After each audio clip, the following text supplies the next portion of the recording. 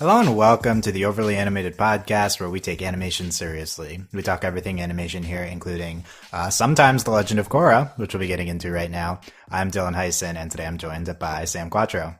Hi. Today, Sam and I are talking Turf Wars Part 3, The Legend of Korra Turf Wars Part 3, the third and final part of the Turf Wars graphic novel / comic that we have been discussing here at the Overly Animated Podcast. We previously talked about Turf Wars Part 1 and 2, and you can find those podcasts at overlyanimated.com or on our iTunes, overlyanimated.com/iTunes, or on YouTube, where you can subscribe to not miss any of our podcasts at overlyanimated.com/YouTube.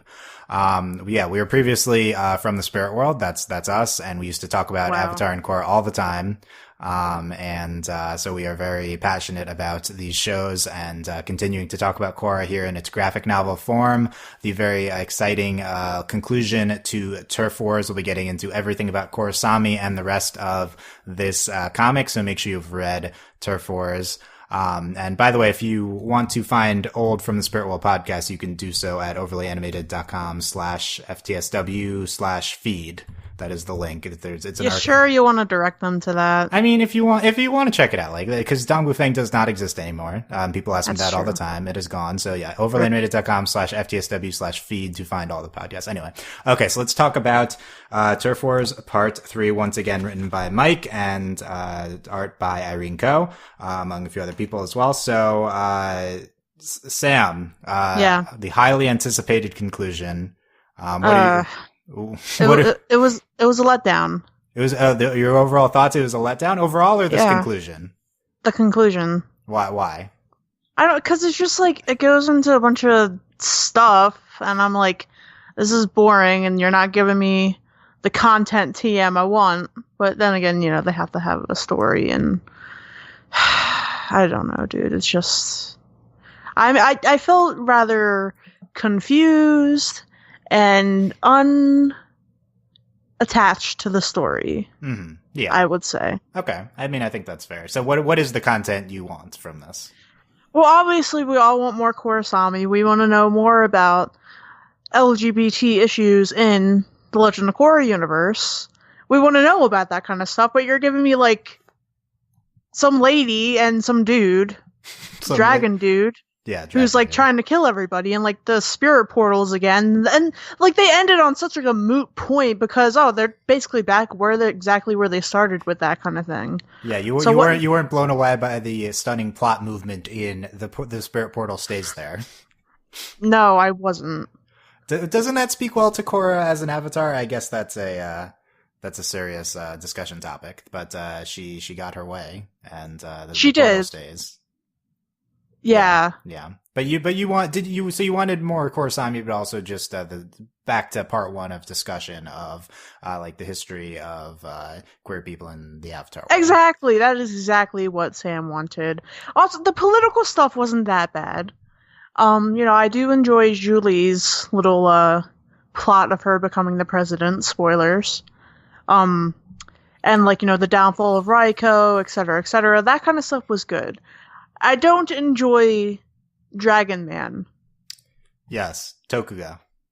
Is that his name? Yeah, yes, they say it a few times in the comic. Tokuga, the guy with the face, the half face. The villain. I thought it was Kyoga, but I guess that's somebody else. Kyoga, I don't know who that is. We also have Keum. So he's the guy Asami's imprisoned with. Whoever that guy is, I don't remember. And then we have the campaign advisor, who I do not remember his name, and it was not stated in this comic again. It was stated previously. So okay, we'll get into this. I guess I'll be positive here. I really enjoyed the part 3 of Turf Wars, and I just really enjoyed Turf Wars as a whole. I definitely agree that the highlights of this part are the Korrasami sections, and then the rest of the plot is hit or miss. But in general, I guess this part 3 was kind of just all an action climax to the plot that we had going here. And yeah, Tokuga is boring and inconsequential.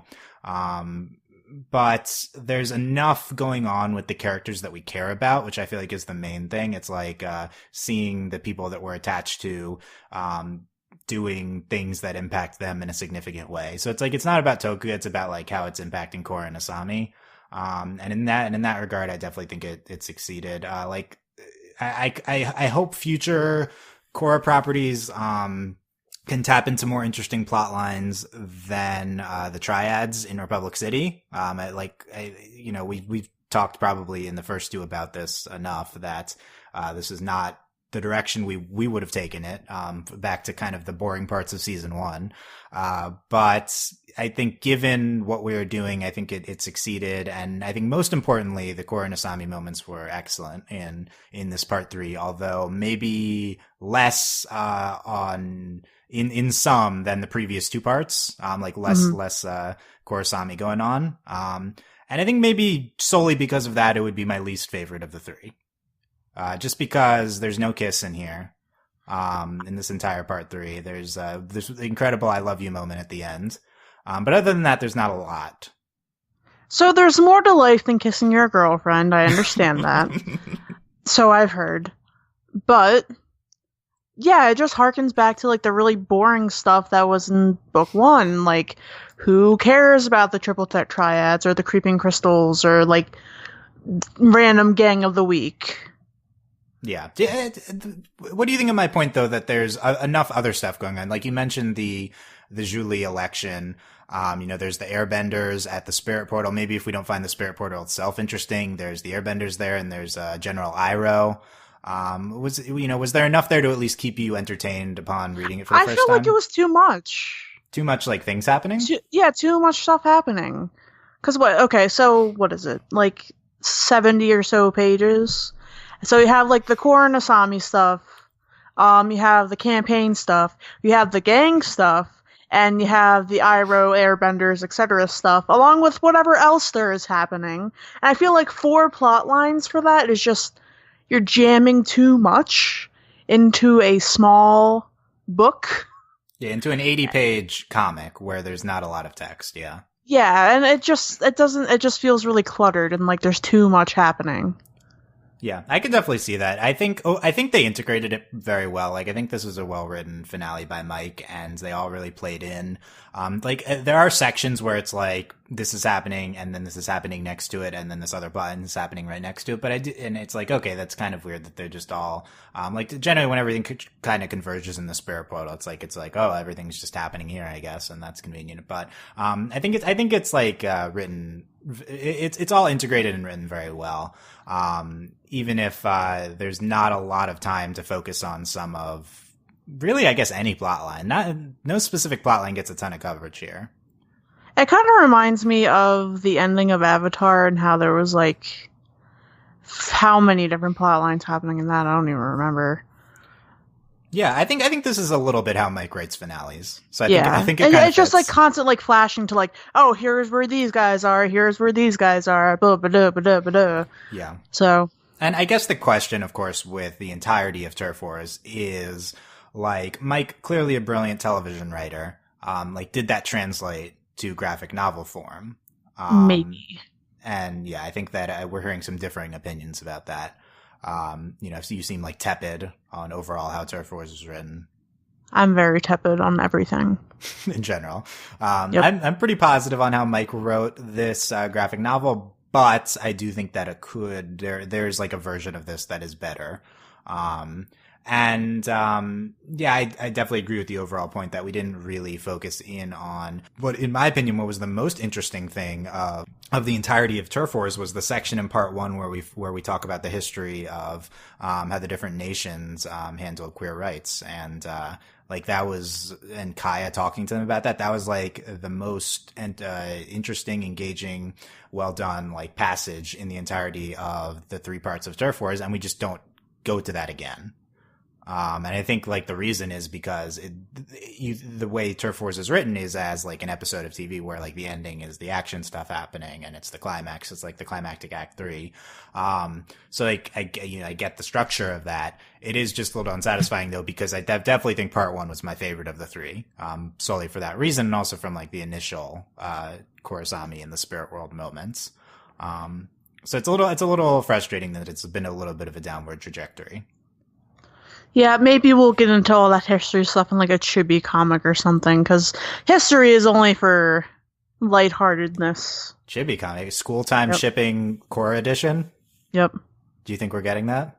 No, but I really don't. Yeah, it was announced, or I don't know, it's semi-announced that we will be getting more Korra comics to come, more Korra graphic novels. They will be written by Mike, not drawn by Irene Coe, but written by Rip. Mike. Which I think your reaction to that news will either be good or bad depending on how you think Mike wrote Turf Wars. Like if you're one of the people that thinks like his writing doesn't translate that well to graphic novel form, you might be a little bit frustrated that he's writing it again. My response is like, how can you be too frustrated that, you know, the co-creator of Avatar and Korra is writing the sequels to the sequel stories in comic form to the show. But I do get that, a more like comic specific writer, there's like a world in which it's handled better with that person instead of Mike, or they may be co-writing with Mike. I don't know. Yeah, shrug. Yeah, it's still, there's a lot of like great ground to cover, and I think like let's dive into the Korrasami stuff here in Turf Wars Part 3. I think that's like the main thing we want to talk about, because I think that this ending, while not necessarily, depending on what you thought would happen, as climactic as one might think for Korrasami, is an incredible door to future explorations of Korra and Asami in Legend of Korra post-show canon. Like, whether it be for the future comics, maybe we'll do novels. Recently, we got an Avatar Kyoshi novel announced. Just a novel.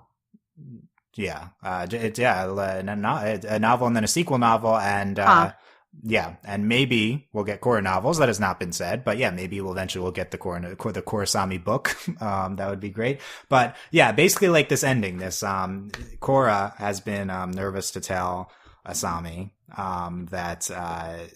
that she loves her, and at the end, I love you, Asami, I love you too. In front of the spirit portal, while newly minted president-elect Julie is quoting Aang, who apparently is quoting the lion turtle from the Avatar series finale. So I guess Aang stole that quote, or retold it, and just a gorgeous final page for Turf Wars Part 3 and the entire Turf Wars collection of this I love you moment between Korra and Asami. Yeah. I don't know. Maybe I felt less invested in that because, is it too early to say I love you? I feel like most people's reactions are going to be like, "What? That's it? Only I love you? Aren't we past that at this point?" I don't know. That's the thing. Like, so okay. Did you at all expect an engagement here? No, because it's too early for that. Not you hauling in together, people. Come on. But no, the I love you stuff, it's like, well, okay, they have known each other for like 4 or 5 years, whatever, and they were frenemies, and then they were friends, and then Korra just like pieced out for 3 years, and they still wrote each other. I guess, you know, I love you is according. Right, I think so. It's So it's the Sam like argument of here. If it's like, oh, is this too early? Is, you know, it's because this is just like very soon after the end of the show. Like we're still pretty quickly. I mean, it's unclear how much time has passed, but it's definitely like the adventure that directly preceded the end of Korra. Like we saw them in the Spirit World vacation. We saw immediately when they came back, them jumping into the events of Turf Wars. So it is pretty soon after they just start dating or informally dating at the end of Korra. And then, I think it's like a really natural progression. So I think maybe it's initially underwhelming to see just I love you, instead of this like epic kiss or this epic proposal. But I think that we're really on theme with what Korrasami is in this time period of their lives. And the end of the show, the end of Korra, is the beginnings of a relationship. I've talked about this like a million times. Like they're, you know, maybe they don't get to kiss because of Nick's standards in whatever year that was, but it's 2014. Was it 2014, Corin? 2013? It was 2014. Still not that long ago, honestly. I mean, like on one hand, it's like a long time ago, but on the other hand, it's still 2004. It's not that long. I can't believe 4 years. Yeah, it feels like longer. What do you think? I've been thinking about this with recent television events that I will not share here. Let's just say it has to do with Adventure Time and Steven Universe. But it does kind of feel like a long time ago in terms of that, and like where we personally in our lives. Like I was a junior in college and like still living with my sister and blah blah blah blah blah, and now I'm not, and that's like huge shift. Yeah, it's a large portion relative to the points in our lives, and then get to what you said in terms of we've had events on TV recently in Steven Universe, other shows, Adventure Time, other shows as well, where we've gotten like these breakthrough queer moments that we like literally just broke through this kiss barrier, and in the same sex main character kiss barrier on kids animation. We broke through the kiss ceiling, everybody. Good job. And so this is like it's a new kind of age that we're entering here, and Korra, like even 2 years ago was a long time with that. So Korra, like 4 years ago, is especially a long time ago. It's definitely frustrating to look back, but like think back to what I was saying before, in that it's like the beginnings of their relationship. Like this is the moment where they like really just come together at the end of the show, and then Turf Wars presents the immediate aftermath of that, like them like falling in love as a couple. Like being being two people, like maybe they're in love with each other before that, but like actually like understanding who each other is as a pair and functioning as a pair. And I think that's a big reason why the climax of this really works for me, is that they are fighting together on the blimp. I think it's a really important thing. They've fought together, I feel like, throughout Turf Wars, even though we capture Asami at the end of 2 and she's captured for part of this, like that doesn't last that long, and Korra is there fighting alongside her, and we see each of them and like what they contribute to that. So like this is it's them, like their beginnings as a couple, and this is the moment where they're like, yeah, we're in love. So I think it's like I think it like makes a ton of sense in the arc of Korrasami, and I think it's really beautiful. I think this last page is fantastic. Like regardless, even if the rest of this comic was trash, which it's not, it's good. Yeah, it's not trash, Dylan. Gosh. Yeah, who said that? You did. I know, but even like this last page alone is worth everything. I feel like as much as you might be disappointed by Turf Wars, like just look at this last page. This is everything we've been hoping for, isn't it? Isn't this like? I feel like Turf Wars as a whole, by the way, far exceeded our expectations before it started. Like the fact that in the first part they kissed and then talked about the queer rights in the afterworld, like we never thought that would be possible. I feel like in official Nick comic form. Yeah, definitely. Yeah, and I think it's continued from there. More kisses in part 2, and then I love you to each other, and in part 3, and them just being the fulcrum of the entire just series. Like I think, like again, one of the main a reason that it ultimately succeeds, even if you found it a little bit underwhelming, I think a reason Turf Wars ultimately succeeds, it's so structured around Korra and Asami's relationship and the two characters, and it keeps that throughout the entire thing. Like I think this part 3 is completely structured around the two of them. I mean, even when they're separated, Korra and both of them are just talking to everyone else about the other one. It's like, oh, I heard that your girlfriend's now. Like, oh, your girlfriend. God, it's so annoying. Stop talking about your girlfriend. That's all they do in this part 3. I think it's fantastic. If you were friends with Korra, Asami, be like, okay, just like be with her. Yeah, Except, Asami was held prisoner, so that can't happen. Yeah, but even Asami as a prisoner, just talking to her captor about her girlfriend Korra. I mean, Tokugo brings it up. He says, "How noble of you to defend your girlfriend." And she's like, "What? How did you know?" Yeah, it's supposed to be. He's a like, plot "I had point, eyes on your building." Yeah, I saw you kiss. I was creeping on that. But wow, yeah.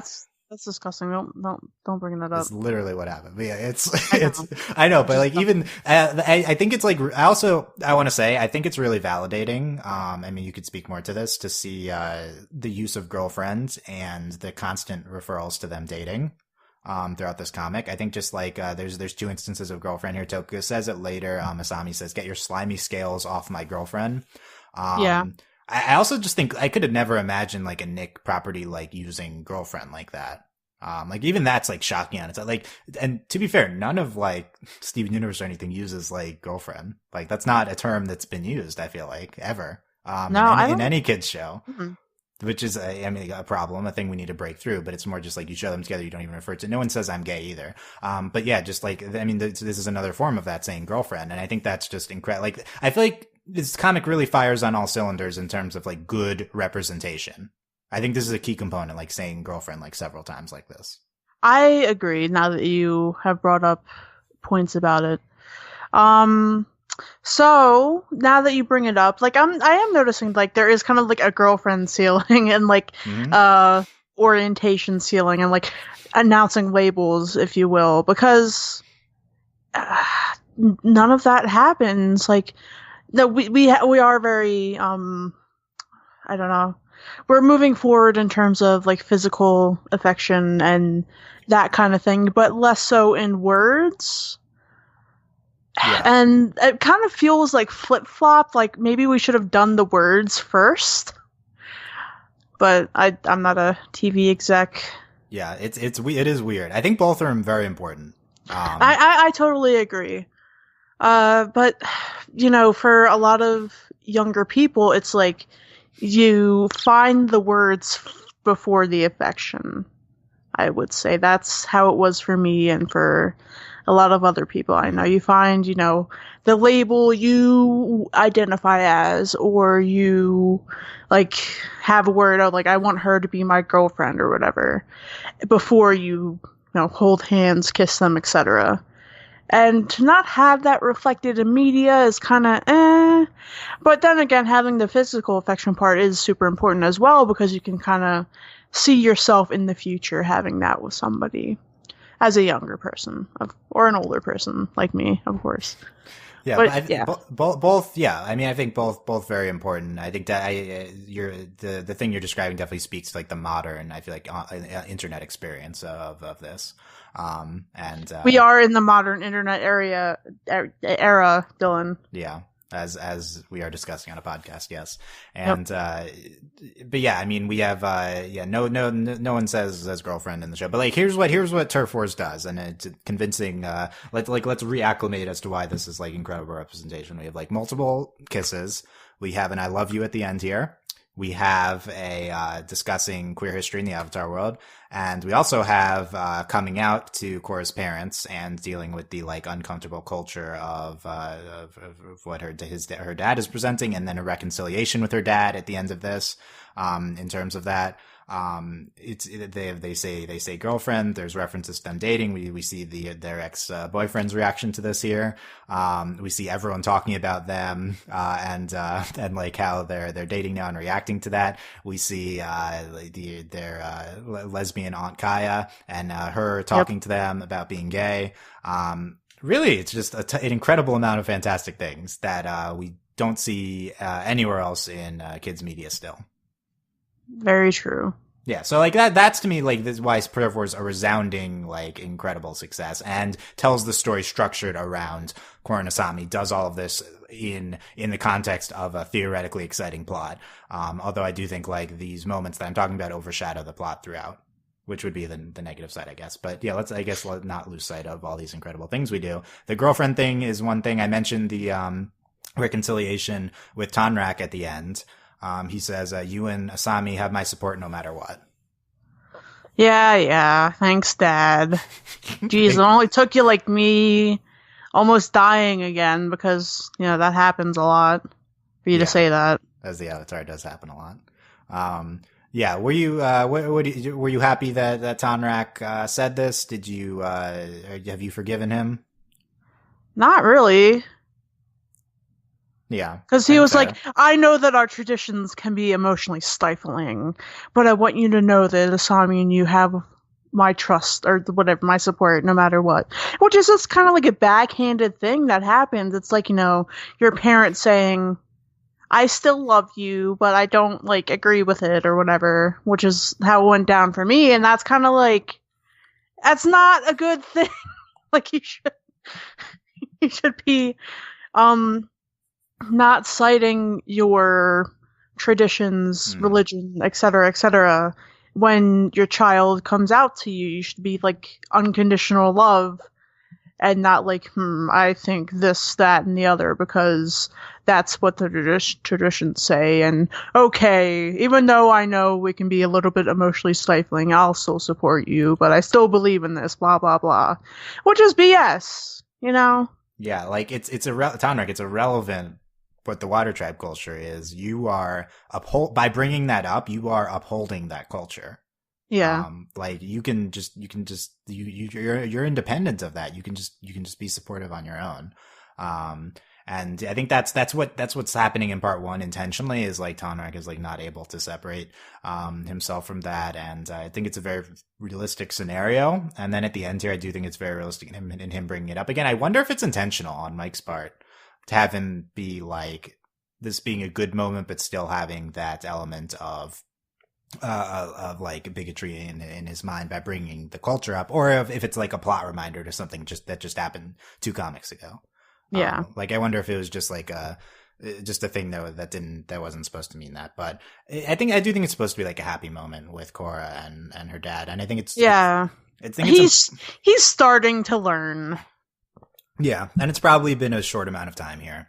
Not that that's, any excuse, but it's good that he said, you have my support, and he's, happy for Korra. And, I think it's like a very necessary and good callback to the first part of Turf Wars.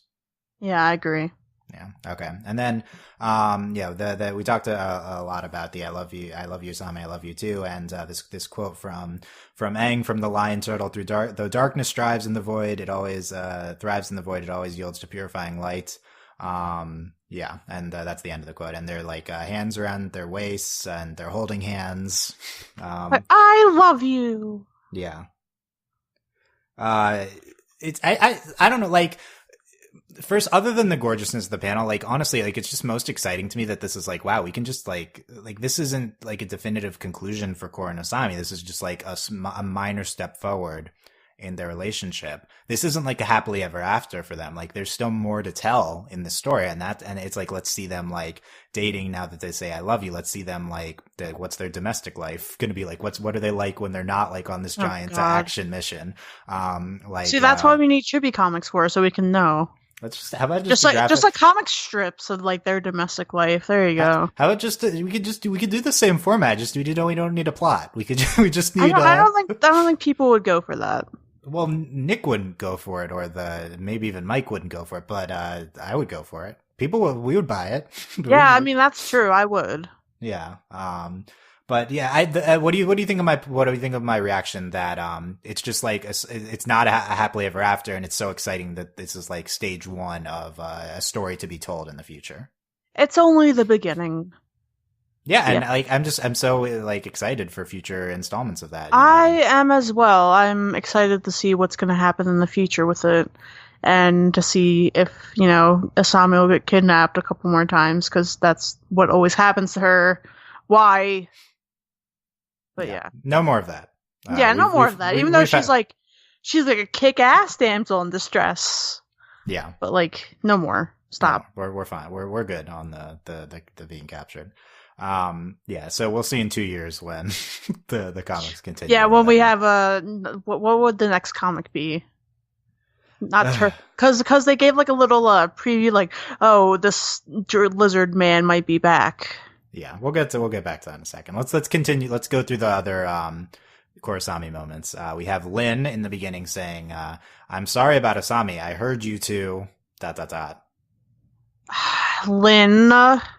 Yeah, what do you think about that?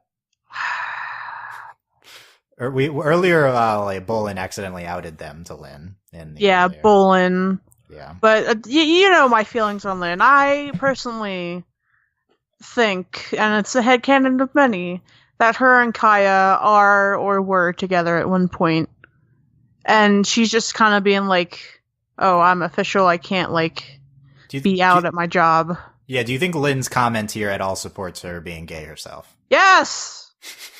Okay, good. I'm happy. Yeah, Kaya. Well, when will we do Kaya and Lin? Everyone is clamoring for it. Never. I don't know. It does. It's not like it's not like it's been a thing in the canon, but it fits. It can fit very easily into. It fits really well into the canon of the show. It's not like we've seen. I guess we saw Lin and Tenzin. Oh, I forgot about that. We've scarred that from our minds. Who cares about that? Yeah, irrelevant. It's. I think that's a possibility for the future. Here are my thoughts. Yeah.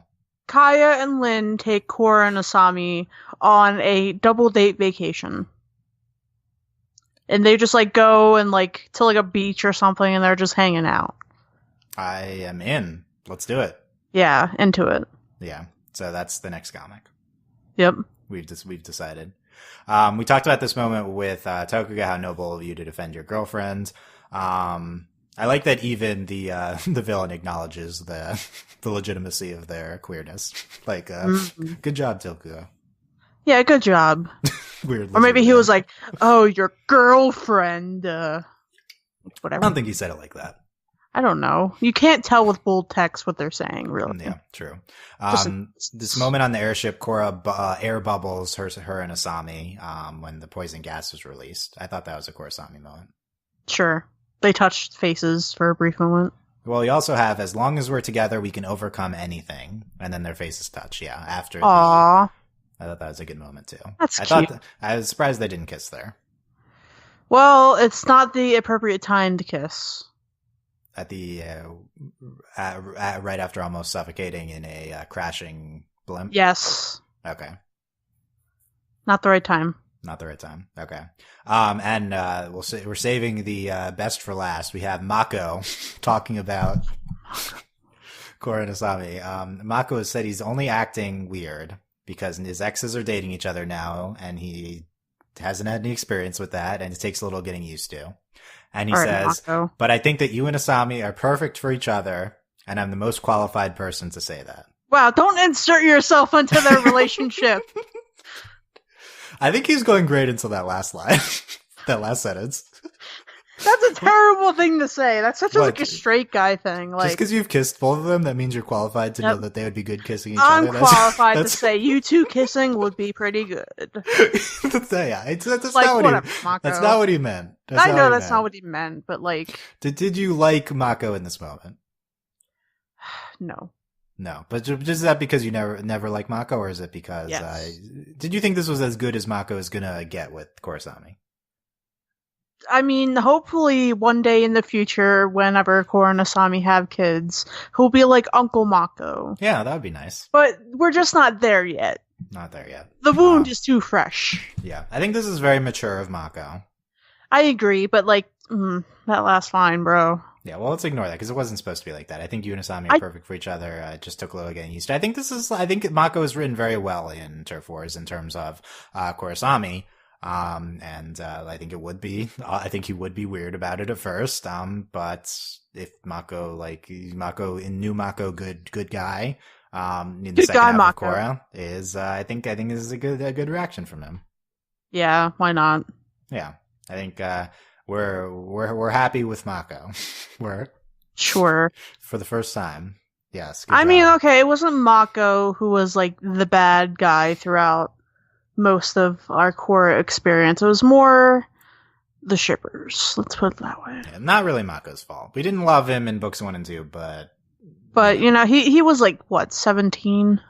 He's a kid, yeah. So he was like 19 or I don't remember how old he was. He's more mature now. Yeah. Okay. Let's quickly go through the other moments of Turf Wars, the plot stuff. Yeah, we talked a lot about Tokuga. At the end, he's defeated. We haven't seen the last of him. He'll lay low for now. So you seem to not be a fan of Tokuga, so obviously not. So I don't think you're excited for the prospects of him coming back. Well, okay, so I hope that the next comics are not about him. I hope they mean like they won't see the last of him and he comes back in like 10 years. Yeah, that's fine. I get leaving the door open for him is fine, I guess, just because you don't know where the media of future Korra media is going.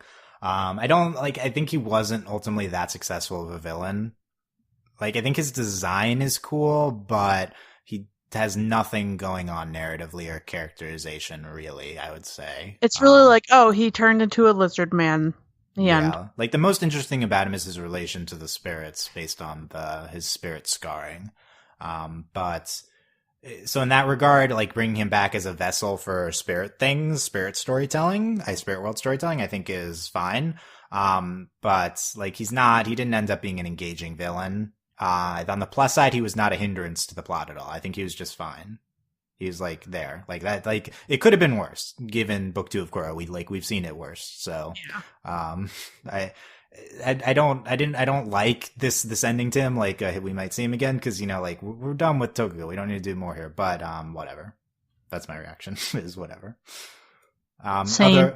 Same. Okay, other plot things we have, Julie's election to president of Republic City. Are you excited? Yay, she's the prez. Yes, I'm excited for it.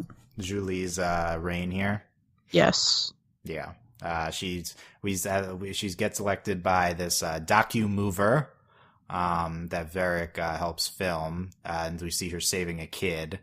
You're a documentary person, Sam. Yeah, I am. So what do you think of Varric inventing the documentary in Turf Wars? I mean, the beginning of documentary film was very dull. And, about like 30, 40, 50 years down the line, it became more interesting. So hopefully, when Varric is old, he'll make more interesting movies. The end. Okay.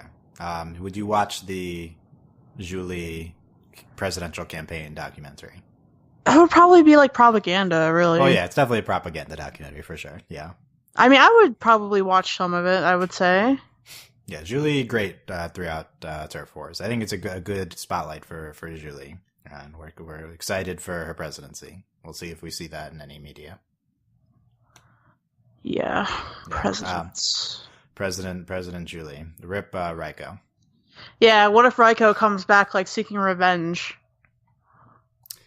Yeah, and I don't think we should do that. Just a political graphic novel about like Raiko's life. Good. I'm good. Let's not do that. We have we leave the spirit portal because Asami supports Korra in leaving it. Keum, who's imprisoned with Asami, is fine with that. He abandons his claim to the port. He says, "I owe these two women my life." He's the dude who was the main I don't know. He owns the land or whatever. I don't remember. He owns the land around the portal. Yeah. I'm over land developing. I think that was the first we saw of that in Korra, but I don't know, but okay, so Avatar had more of a not this, and Korra had some of this, where the politics sort of get in the way of everything. I'm not a fan of that. That kind of just puts everything around red tape, and you have stories like this where you're basically fighting a land developer, and that's just boring, isn't it? Yeah, who owns the Spirit Portal land was not the most engaging plotline. We had the Airbenders protesting. We go through their protest there, and that was fine. And General Iroh was with the United Forces, was resisting them. Did you like seeing General Iroh? I don't care about him. I feel like, were you a General Iroh fan? I don't remember. No, I don't remember either. Probably not. He's just Zuko Part 2. Zuko Part 2. He didn't do anything this Part 3. He did nothing in Turf Wars Part 3. We'll see if we see more from General Iroh down the line. We saw Jagarla several times. That was the lady, right? To the Creeping Crystal's head. I have a question. Was the Creeping Crystals the thing that Boomy put on Sokka and Katara in, what was it? The Earth King or whatever episode that was? Not the Earth King. Omashu. Omashu? Yeah. King of Omashu, whatever episode that was. I don't remember so long ago. I think that's what that's supposed to be. So why doesn't they... But does she know that you can just eat it?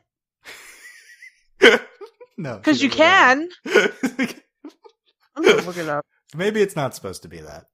It's Geminite, they say in here. It's the original Creeping Crystal. But Jagarla, I thought continues to have an incredible design. But wasn't she one of Irene's OCs? Yeah. There's a character written about Irene. I don't know. I don't remember how that started. But yeah, she looks fantastic, but did nothing interesting. It's the same thing. She could just eat it. Okay, so she's trying to be all threatening with that flower. She's like, creeping crystals, right? It just swallows up organic matter and suffocates it. But I'm just like, you can just eat it.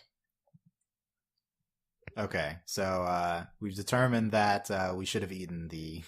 Yeah, we've Sam is the Gemini page on the Avatar Wikia. So Yeah, so you can okay, just eat it. So what's yeah, the there's point? a Jagarla thing here too. So yeah, okay. Well, what's the point? Yeah, Pro, or you want to see Jagarla again? Sure. I would like to know her better. She seems interesting. Yeah, I think she's more successful than Tokuga for the most part. Yep. Yeah. Um, let's see what else. What else do we have in this comic? I mean, the whole thing on the airship with the poison gas, or forcing Asami to make the poison gas, and then Asami breaks it. It like breaks it, puts it onto the ship, and then we have this action scene on the ship. I thought this was a very good sequence on the airship. I Everything that's happening there. agree. Could be probably the most successful plot sequence of the entirety of Turf Wars. There's Yeah. just like a lot happening that like felt like close together, and you have Keum like chopping off his tentacle, and he's Tokuga chi blocks Korra.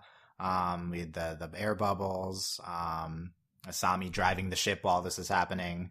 I thought this was very other than the Korosami stuff, probably the number one scene of all of Turf Wars. I would agree. I mean, it's interesting because the whole time I was reading it, I was like, this reminds me of like an action sequence from Avatar or Korra. And I'm like, yeah, no duh, Sam. Yeah, well, it's It's the Mike same. writing it. Yeah, It's the same thing. it's the same thing. And then I think the only other thing I have is the closing the spare part of the other epilogue stuff. Shiro Shinobi was broadcasting the election. Yeah. You were hype about that? Yes. He doesn't get enough screen time anymore. I know. When was the last time we saw Shiro Shinobi? It's season 1 or season 2? No, it was season 2, I think. Yeah, rip. Well, he's there. Okay, this is an important question for Sam. Bolin has quit being a cop at the end of Turf Wars Part 3. Yeah, I know. What is he gonna do next? You are the resident Bolin expert. Am I? Yes, so I want you to determine Bolin's future career path. I mean, us. honestly, I took it that he was gonna, like, either kind of be in the cabinet of Shuli's presidency, okay, or that he was gonna go back to Movers or something. Movers, he could be a mover star. What department would Bolin run in Julie's cabinet? Oh God, I don't know. He's kind of dumb. What is he good at? Postmaster General. Okay, Bolin is Postmaster General. That's what we. Yeah, I can. Like, you can totally see that he'll be like a cute little mailman, just giving everybody their mail. Because like, why does the president just have to govern over one city, state, whatever? Oh, so he's the entire Avatar world's Postmaster General. No, just what? Just I don't know. Yeah, I mean, I think you just want to see Bolin in like a mailman outfit, fan art. Maybe. Yeah, that'd be good. I think that would be cute. I think okay, new thing. He doesn't have to be Postmaster General. He can just be a mailman. Just a mailman. Okay. Just a mailman. He can be a mailman. We've solved it. Yeah. Yep. I do like this because I don't think Bolin fits being a cop, and I guess maybe every future Korra comic we can just have Bolin doing a different job. Yeah, dude, that's such a good idea. Just Bolin just having like a billion different weird jobs.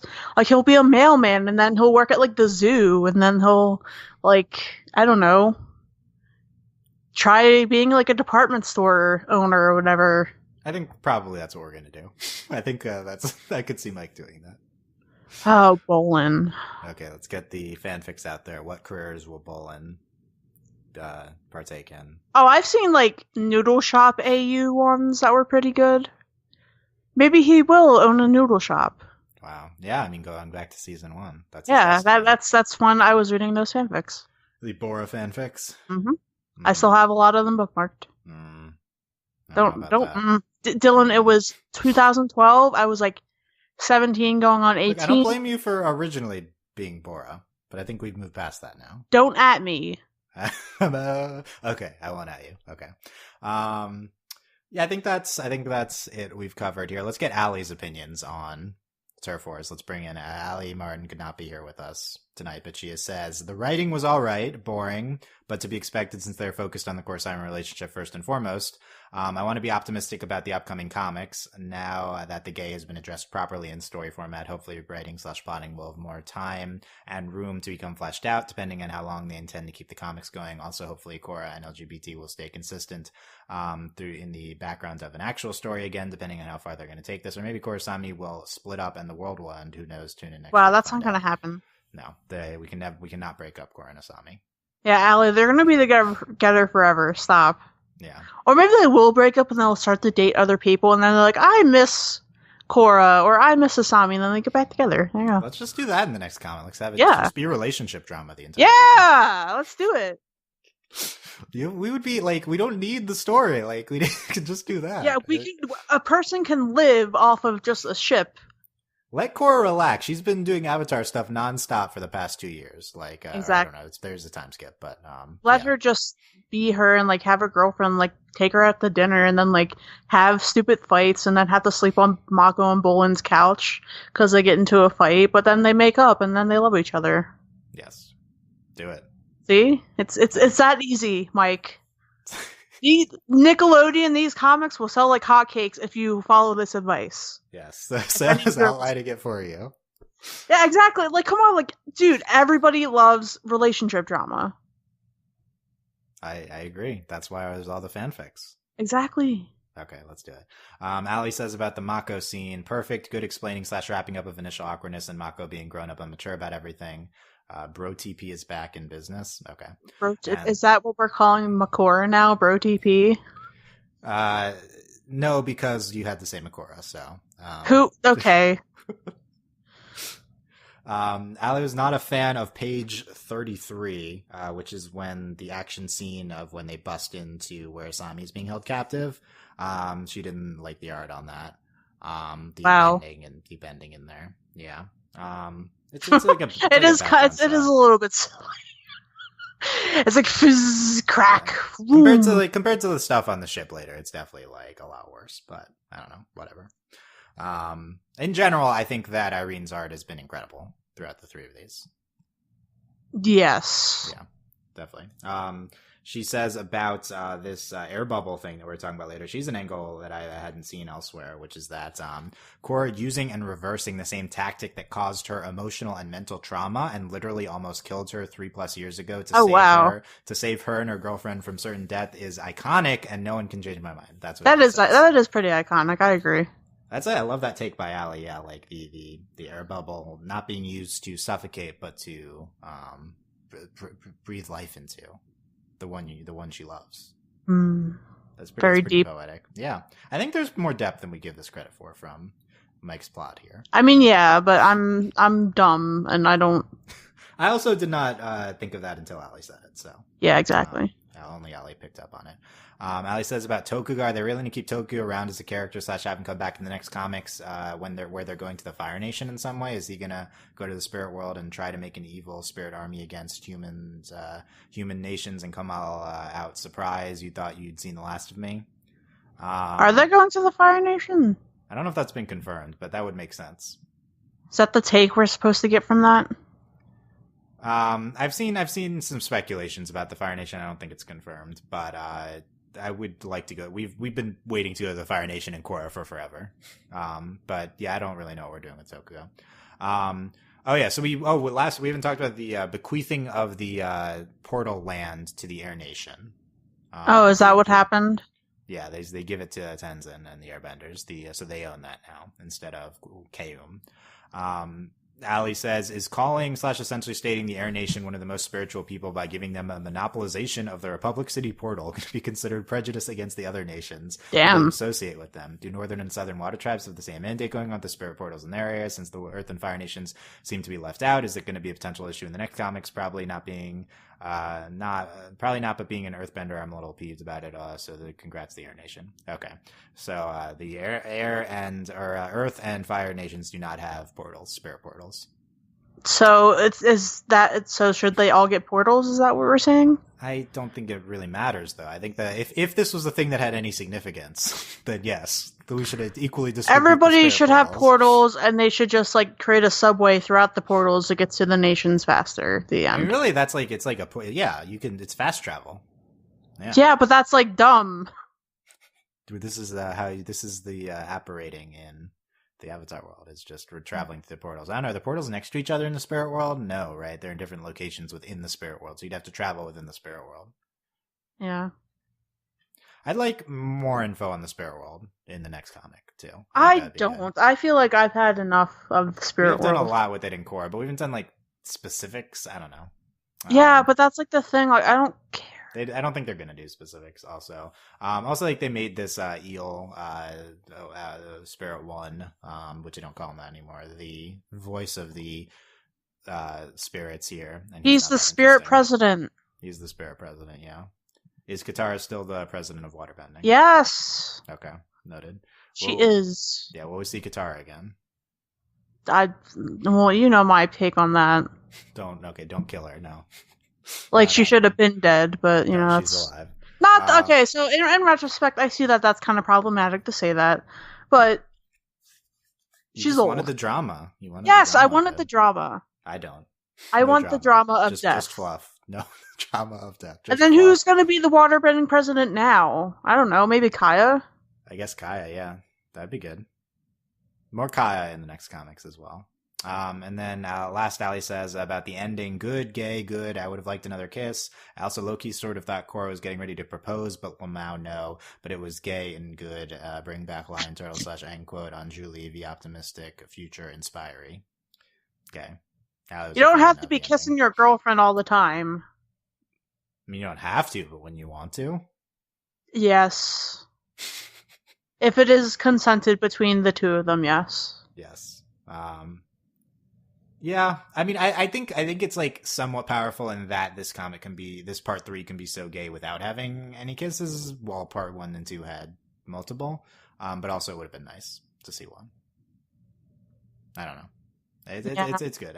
Overall, I'm I don't know. I don't think I and like society on the whole are quite there yet to where I can complain one way or the other.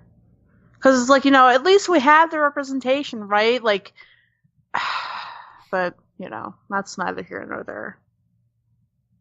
Yeah. Okay. Yeah, as we discussed, I think overall the representation, I think, shines through with Turf Wars. Whenever we get, like, you know, less of a news feature on, like, oh, guess what?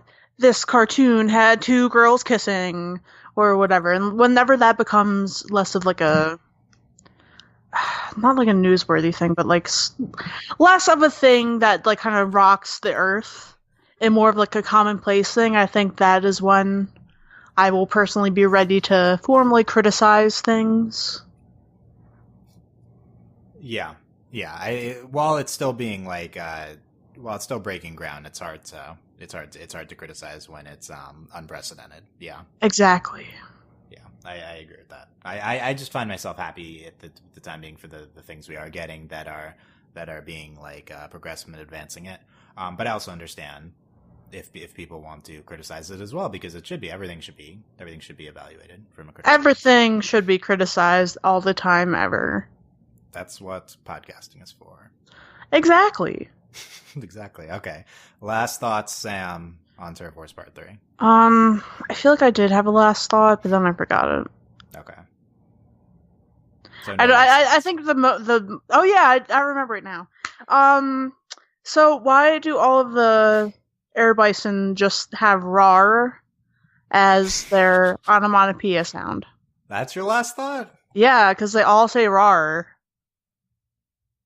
Do multiple bison speak? Yes. Make sounds in this comic? They do. It's not just Oogie? Yes. Okay. There is a scene with multiple air bison. They're all just doing "rar." So you think they should say they have different onomatopoeias? Give me some examples of what other air bison onomatopoeias. Oh, well, I'm not going to do that for you. No. Yeah, I mean, Sam, if you're talking a big game here. Yeah, but can you come up with some? Oh my! Do you want me to make like air bison noise? Is that what you want? Yes, I do. I do very much want that. Okay. I don't remember how it happens. Yeah, because we're just reading it. We're comic. Exactly. We didn't listen to it. Like, well, okay. So the "rar" is like like that. Mm-hmm. I was thinking more like a general, like a guttural sound, like that. There's Cookie Arrow. That was cookie error. No one understands what that is. Yeah, but I'm leading with a U and not an R. Like. Okay. So how would you transcribe that into onomatopoeia form?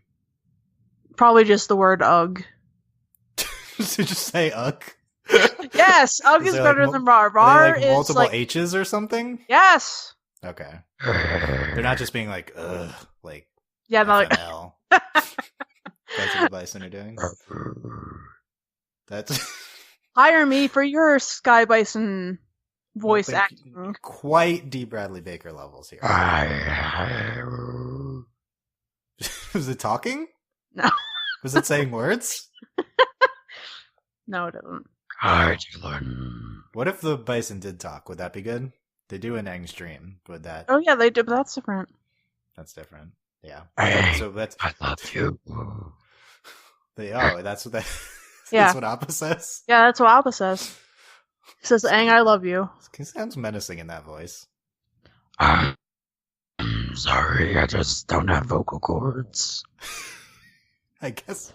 So yeah, do animals like just make noises? I think they do have vocal cords. I don't know though. I don't know how it That's works. a good question. Like maybe it's like a breathing thing. Yeah. Why can't animals talk words like we do? Please leave that in the comics because I don't feel like looking it up. Well, they can't yell. I mean, that's a mouth thing. Like they don't have but also like they don't have language. But what if air bison do though? What if that's okay? Next comic, we need different sounds from the air bison. They literally there are like multiple panels where they just say "rar." I'm looking at one of them. Okay, I did not notice that. It's so page 9, and then whenever Korra gets on Oogie, he rars. Thank you for bringing this to our attention. Or that's page 8, actually. Sorry. No problem. It's just a general rar. I know. I see what panel you're like. It's just a general rar. I don't know if it's implied that they're all making the same rar. It's not like it's coming out of all of their mouths. It just says it in the top left. It's just so weird. It is a little weird. I didn't think anything of it. I just went right by it. But yeah, also none of them even seem to be opening their mouths. Exactly. So it's just. I'm not sure. Where are they just rarring from like their legs? Like what's going on? do air bison speak out of their butts or something? Is that? That is not what I was saying. And then on page 47, Oogie does say rar.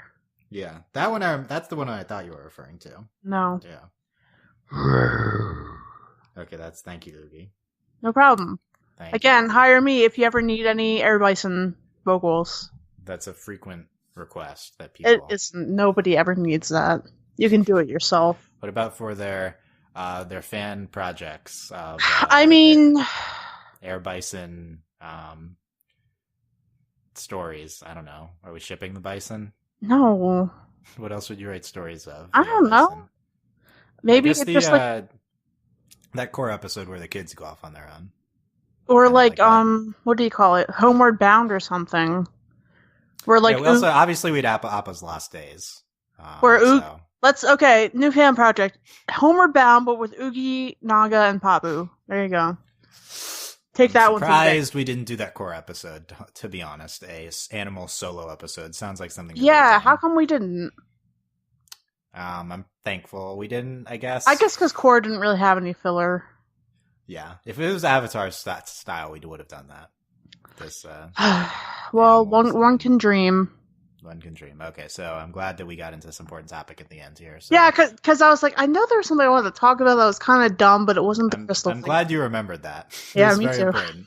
Please, in the comments, tell us which onomatopoeias that you would have Air Bison say if you were doing the lettering / writing of Turf Wars. So, what other noises can Air Bison make? Please tell us at overlyanimated.com or in the YouTube comments at youtube.com/overlyanimated. Yeah. Yeah, please tell us. Or tell us on our Discord, overlyanimated.com/Discord. Come to the Avatar channel and tell us the sound the bison make. Yep. And, support us via Patreon, patreon.com/overlyanimated. Thank you very much to all of our current patrons, especially our patron of the podcast, Lily, aka Panda Lily. Woo! That's our nickname. And Yay! thanks to our patron executive producers, John Ryan, Steve, Alex, and Hugh. Who knows when we will next talk about Korra or Avatar? I guess in like a couple years, whenever they release a thing, maybe the Kyoshi. Maybe. thing. I don't know. We'll see. I don't know. It's a podcast about a book. That's hard, but We just did. comic book. People podcast about books. Yeah, I mean we're a TV shows and movies podcast. This is already off topic for us, but that's okay. Wow. But any Korra stuff and Avatar stuff is Automatically in. Is in. Yep, grandfathered in from the Spirit World clause. Rip. That's not rip. It's a good thing. Okay, so yes, check out overlyanimated.com for other stuff. Talk with us on our Discord. And check out Past from the Spirit World podcast. JK, don't do that. Do it so you can make fun of us. We're fine. That's what you think. Yeah, we're fine. Okay. I recall saying a lot of knuckleheaded stuff. None today, though. Perfect track record tonight. Yeah, especially when I was making all those bison noises. That was not knuckleheaded. That was good. All right. Hashtag good podcasting. Okay, thanks for listening, guys. We will see you next time. Bye. Bye.